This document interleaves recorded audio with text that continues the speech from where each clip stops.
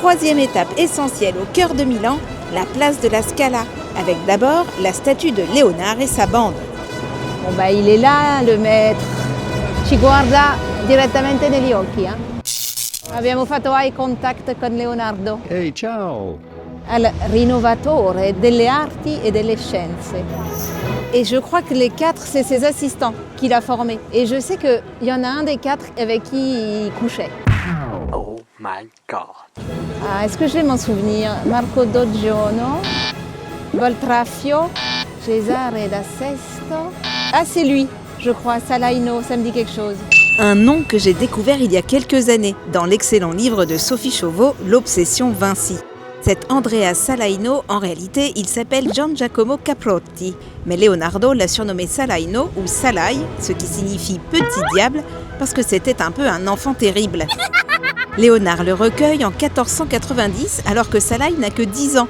C'était un enfant battu par son père. Et ce pauvre enfant, il lui en a fait voir de toutes les couleurs au peintre.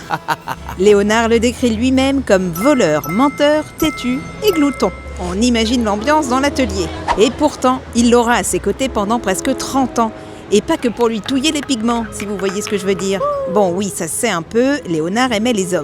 Comme bien d'autres à l'époque, Botticelli aussi. Mais bon, en ce temps-là, fallait faire bien gaffe. Bref, au-delà du côté potin de l'histoire, il faut en voir l'héritage dans l'art de cette relation privilégiée. Le Saint Jean-Baptiste de Léonard, ce serait Salai. Regardez-moi ce petit sourire de diablotin. Le Bacchus aussi. Coquin, va. Et le dessin de l'Angelo Incarnato. Eh ben, ce serait Salai aussi. Et avec de sacrés attributs. Certains ont même vu Salai dans la Joconde. Bon, et là, a priori, les historiens de l'art ont dit non les gars, faut pas pousser. En tout cas, c'était quelqu'un de très important dans la vie de Léonard. Pas seulement parce que c'était un amant occasionnel, mais parce que c'était son élève préféré, qui a assimilé toute sa technique. Comme on peut le voir dans les rares œuvres connues de lui, le Christ Rédempteur, daté de 1511, et un autre tableau sorti de l'anonymat très récemment, la Madeleine pénitente, vendue aux enchères pour 1,7 million d'euros en 2020. Regardez-moi cette beauté. L'expression, les proportions parfaites, on a tout. Même des empreintes digitales, il paraît, parce que la méthode Léonard, c'était d'y aller au doigt, pour bien fondre les couleurs en surface. Donc Salai a fait pareil ici, a priori sur la joue droite et le coude. Comme quoi, l'agent du chaos de l'atelier, il a chopé 2-3 techniques, en plus du maître. Et sur ces belles considérations poétiques, eh ben, on continue avec la Scala. La Scala, ça a l'air de rien comme ça. C'est un petit bâtiment, et puis à l'intérieur, c'est grandiose. Je sais pas comment on met autant de beauté dans une si petite chose. Je sais pas. Encore un coup d'un génie de l'architecture. Et ce génie s'appelle Giuseppe Piermarini, qui a supervisé la construction de la Scala en seulement 2 ans, entre 1776 et 1778, sur commande de l'impératrice Marie-Thérèse d'Autriche après l'incendie du théâtre ducal. Parenthèse, à l'époque, les incendies étaient courants, parce qu'entre l'éclairage à la bougie et les nobles qui amenaient leurs cuisiniers au fond de la loge en cas de fringale, il n'y a pas que les acteurs qui mettaient le feu à la salle. Donc à Milan, les propriétaires des loges ont dit « Bon, pour le prochain grand théâtre, on arrête ça et on va autoriser tous les citadins à venir ». Et l'emplacement choisi a été celui d'une ancienne église, Santa Maria della Scala, démantelée à cette occasion.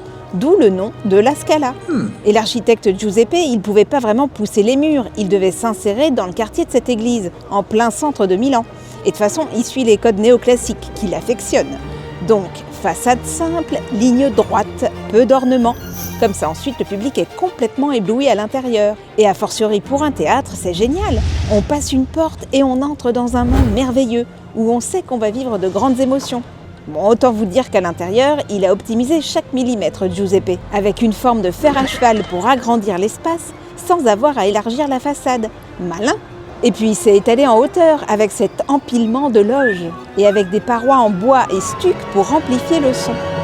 Bref, c'est comme une boîte à bijoux, la Scala. Un écrin pour des joyaux de l'art. Rossini, Verdi, Puccini, tout ce qui se finit en « i » est fortement applaudi ici depuis bientôt 250 ans. Et pas que. Un bon Wagner à la Scala, ça me donnerait presque envie d'acheter le Groenland.